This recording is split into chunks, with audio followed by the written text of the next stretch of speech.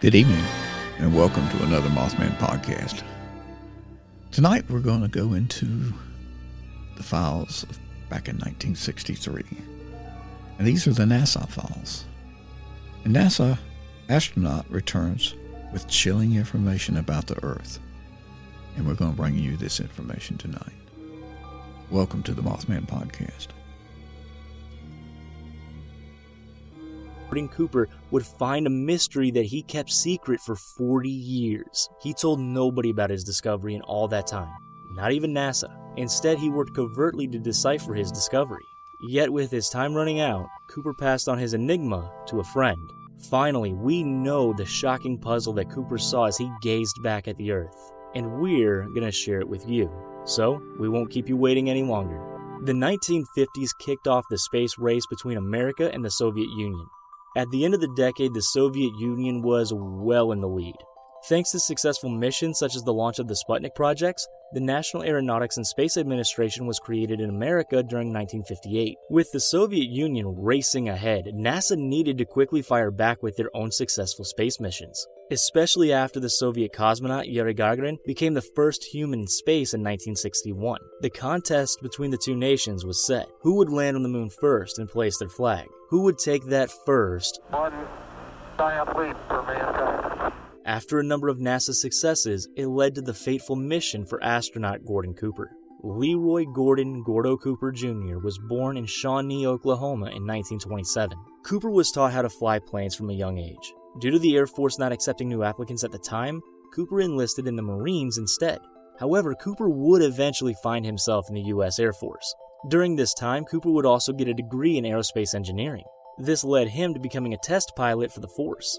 And due to these accomplishments, it didn't take long for the recently formed NASA to take note of Cooper. As such, they handpicked him to take part in a selection process in 1959, and he went to Washington at their request.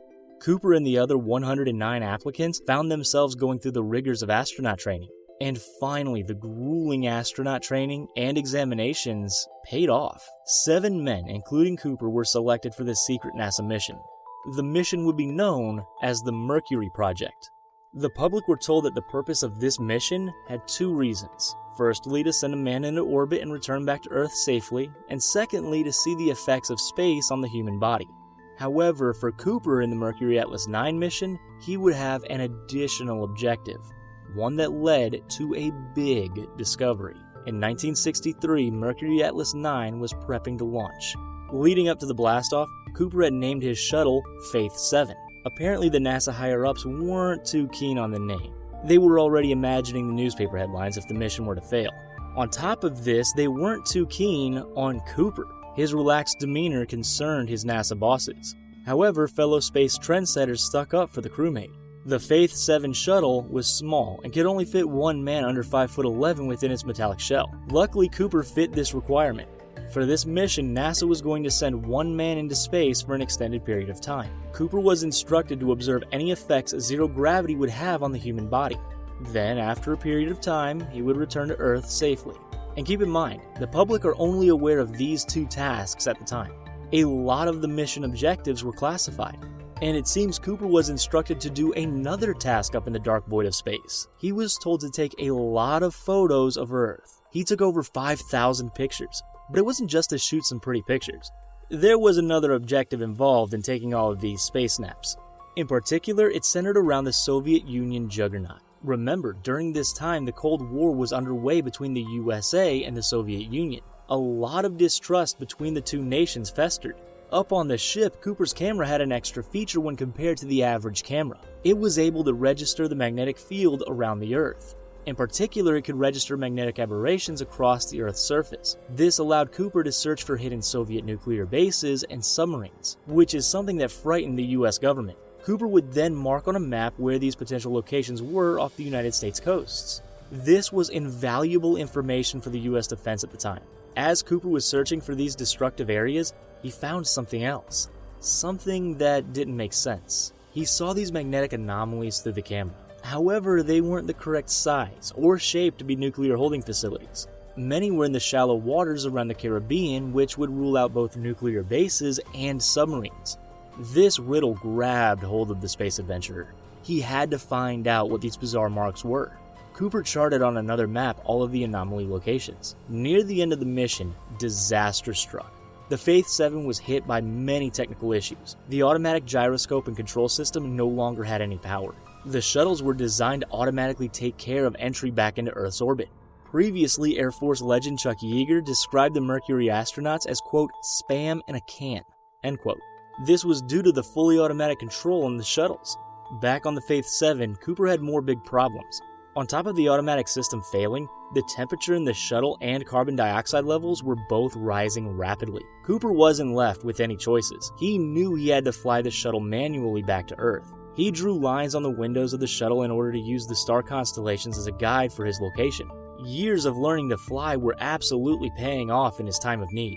He used his wristwatch to time himself. He also stared out the window to watch his altitude. Amazingly, Cooper was able to land the shuttle exactly where it was meant to go. It splashed down right next to the aircraft carrier that was in the ocean to collect the heroic astronaut. He suffered no bad injuries from this miraculous landing. Altogether, the Mercury Atlas 9 mission kept Cooper amongst the stars for a little over 34 hours. This would set a record for the longest time someone had been in space. During his time in orbit, Cooper had completed 22 revolutions around the Earth. Cooper was also in the last single-manned space mission. Later on, Cooper would go on to record many outstanding achievements in humanity's venture to the stars. Yet, even with all that success, those anomalies played on Cooper's mind. And for reasons unknown, he never told NASA or any other agencies about his bizarre findings. Instead, he had to find out what they were himself. He kept his odd discovery to himself for 40 years. So Cooper set off on a self-provided mission. During his spare time, he would research and try to figure out what the points of interest are. However, due to his NASA commitments until 1970 and other interests, Cooper struggled to find any free time. Yet he still managed to put pieces of the galactic puzzle together. As he investigated, he realized that many of these oddities were scattered through old Spanish ship trade routes. This sparked an idea within Cooper's mind. He wondered if these blips could be related to shipwrecks. So he dug further into the research rabbit hole. He looked up known ships that had sunk in those areas.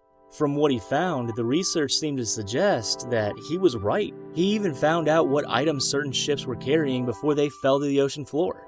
But eventually, time and life caught up with Cooper. Cooper would later be diagnosed with Parkinson's. This disease progressively affects the nervous system. Over time, the sufferer will experience muscle tremors and have difficulty moving. Legendary boxer Muhammad Ali was another well-known figure to suffer with this debilitating disease. Due to the illness, Cooper was unable to continue his beloved research. In 2004, he made the difficult decision to pass on this task to a close friend. That person was Daryl Miklos. Cooper handed over every piece of paper and all of the notes that he had gathered over the years.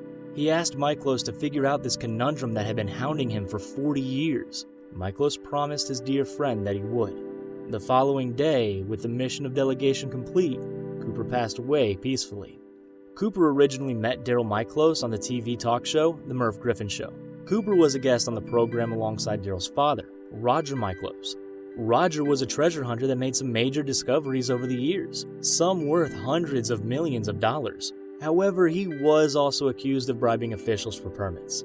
Almost as if there's a theme here, during the Merv Griffin Show, Roger would introduce his son to Cooper. Daryl was awestruck to meet the astronaut in the flesh.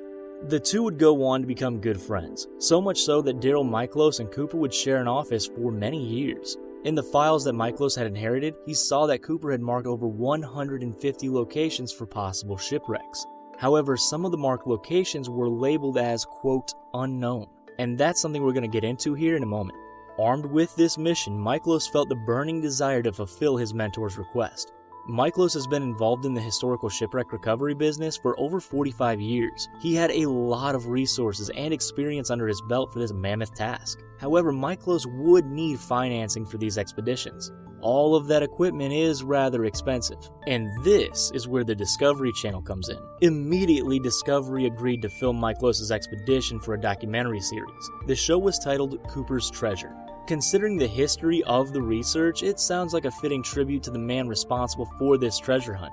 Miklos describes the research as potentially being worth billions of dollars in gold and other valuable items. On top of the riches, there could be some invaluable historical knowledge from finding these broken vessels, which up until this point were lost to the ocean's hold. Soon the team began their enormous task. They chose one of the marked coordinates on Cooper's map, and when they arrived, they discovered pieces of a sunken ship. The information from all of Cooper's notes turned out to be accurate in some capacity. Miklos and his crew made a number of great discoveries in this journey.